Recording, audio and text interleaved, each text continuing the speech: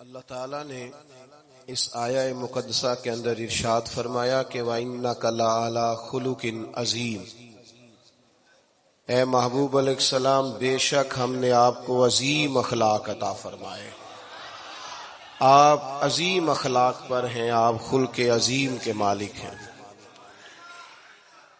انسانی زندگی کے اندر کچھ چیزوں کی اور کچھ رویوں کی بڑی زیادہ ضرورت ہوتی ہے۔ یہ جو انسان کے اخلاقی رویے ہوتے ہیں نا، یہ بھی بڑی اہم ضرورت ہوتے ہیں انسانی زندگی کو گزارنے کے لیے۔ اگر رویوں میں اخلاق نہ ہو، لہجوں میں خوبصورتی نہ ہو، تو انسان کے لیے وقت گزارنا نہایت مشکل ہو جاتا ہے۔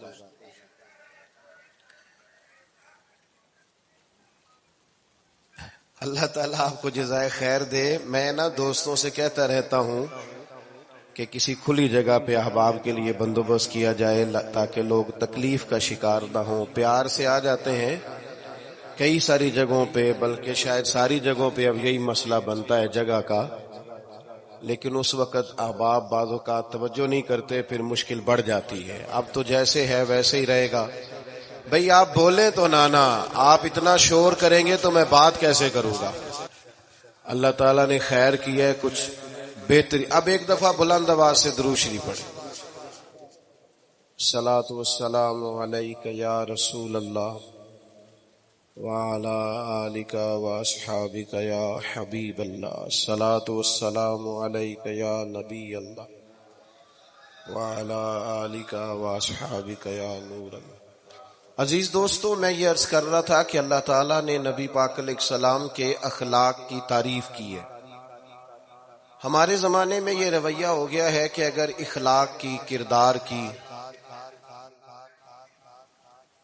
کوئی بھی بات کی جاتی ہے تو لوگ سمجھتے ہیں شاید یہ ایک بیٹا آپ دو لوگ رہ گئے ہیں، یہاں تو آپ بیٹھ جائیں، پیچھے آپ کے سب اشارے دے رہے ہیں، آپ مہربانی کریں نا یار، میں نے تو کبھی اتنا ٹائم ہی نہیں لگایا جلسہ سیدھا کرنے میں، ہاں تو بڑی مشکل ہو گئی۔ اللہ آپ کو برکت دے، آپ تو بڑے پیارے لوگ ہیں، آئے سارے پیار سے ہیں، پر وہ پیار میں جیتنا چاہ رہے ہیں ایک دوسرے سے، حالانکہ پیار میں جو مزہ ہارنے کا ہے نا،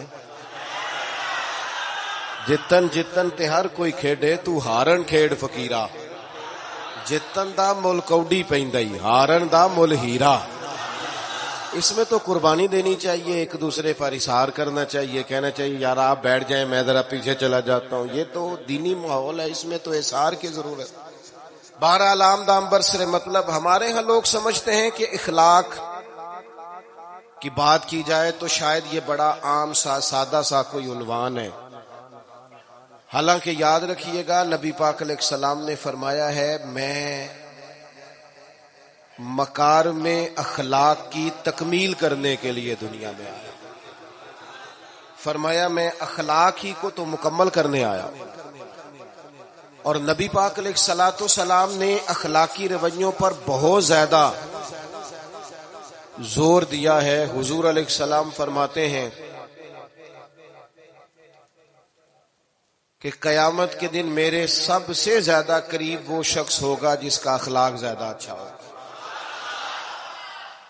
ہمارے ہاں لوگوں نے اخلاق کا معنی بھی اپنی مرضی کا کیا ہوا ہے۔ بعض لوگوں کا خیال ہے کہ صرف میٹھا بولنا ہی اخلاق ہے، حالانکہ میٹھا بولنا بھی اخلاق ہے، لیکن صرف میٹھا ہی بولنا اخلاق نہیں۔ میٹھا تو لوگ اپنے مطلب کے لیے بھی بولتے ہیں، میٹھا تو اس لیے بھی بولتے ہیں کہ مجھے اب کام پڑ گیا، اور بعض لوگوں کی ٹریننگ ہوتی ہے اس لیے وہ میٹھا بولتے ہیں۔ آپ کسی بہت بڑے شاپنگ مال پہ چلے جائیں تو وہاں جو سیلز مین ہوتے ہیں ان کی ٹریننگ ہوتی ہے کہ انہوں نے بولنا ہی میٹھا ہے، گاہک جتنی مرضی تلخی کرے وہ تلخ نہیں ہوتے، میٹھا بولتے ہیں۔ بعض لوگوں کی ٹریننگ ہوتی ہے امیر سے میٹھا بولتے ہیں، غریب سے میٹھا، تو یہ اخلاق نہیں، یہ تو انہوں نے کچھ دیر کے اپنے آپ کو سمجھایا ہے، قائل کیا۔ یاد رکھیے گا صرف میٹھا بولنا اخلاق نہیں بلکہ سچ بولنا اخلاق ہے۔ صبر، تحمل، بردباری، وزاداری، اور بلند ترین اخلاق کا مالک وہ بندہ ہوتا ہے جو خوددار ہوتا ہے، کسی دنیا دار کے سامنے ہاتھ نہیں پھیلاتا، اللہ تعالیٰ نے جو اسے دیا ہوتا ہے اس پر راضی رہتا ہے، اس کے مزاج میں، اس کی کو ذرا کم کر دیں جی، اس کے مزاج میں لالچ نہیں ہوتا، ہرس، ہوس، طمع، مفاد پرستی، یہ چیزیں جس آدمی کے مزاج میں نہیں ہوتی وہ شخص با اخلاق ہوتا ہے، اور بندے میں مروت ہو، وفاداری ہو، خلوص ہو، للہیت ہو تو بندہ با اخلاق ہے۔ میرے دوستو، جس طرح ہم اپنا مکان محنت کر کے تعمیر کرتے ہیں، اور تھوڑا سا بھی درزی اگر کپڑے میں فرق پیدا کر دیتا ہے تو ہمارے لیے مشکل ہوتا ہے پہننا، ہم محنت کر کے تعمیر کرتے ہیں لباس کی، ہم اپنے لیے تعمیر کرتے ہیں چیزوں کو کہ بالکل ٹھیک اور پرفیکٹ چیزیں ہونی چاہیے، اسی طرح ہمیں اپنے کردار کو بھی تعمیر کرنا پڑتا ہے، اس پر ہمیں محنت کرنی پڑتی ہے، جس چیز پر بھی محنت کی جاتی ہے وہ قیمتی ہو جاتی ہے۔ جب ہم تھوڑی محنت اپنے اخلاق پر بھی کریں گے نا، اپنے رویوں پر بھی کریں گے تو اس میں بھی بہتری آ جائے۔ اصل مسئلہ یہ ہوا ہے امت کے ساتھ کہ ہم نے یہ سمجھنا شروع کر دیا ہے آج کے دور میں کہ شاید لوگ صرف تقریر ہی سنیں گے، شاید لوگ صرف تصویر ہی دیکھیں گے، شاید لوگ صرف ہمارا آنا جانا، دبدبا، استقبال، پروٹوکول دیکھیں گے۔ حالانکہ یاد رکھنا، سب سے زیادہ جو چیز تبلیغ کرتی ہے وہ انسان کا کردار ہوتا ہے، وہ اس کا اخلاق ہوتا ہے۔ بہت سارے بزرگ تو ایسے جو تقریریں کرتے ہی نہیں تھے، اعلیٰ حضرت بریلوی رحمت اللہ علیہ تو کبھی کبھار کوئی گفتگو کرتے تھے، تقریر ہوتی نہیں تھی، لیکن ان کے کردار کی خوشبو ایسی تھی جو پاس بیٹھتا تھا درد والا ہو جاتا تھا، جو قریب رہتا تھا اس میں خلوص آ جاتا تھا۔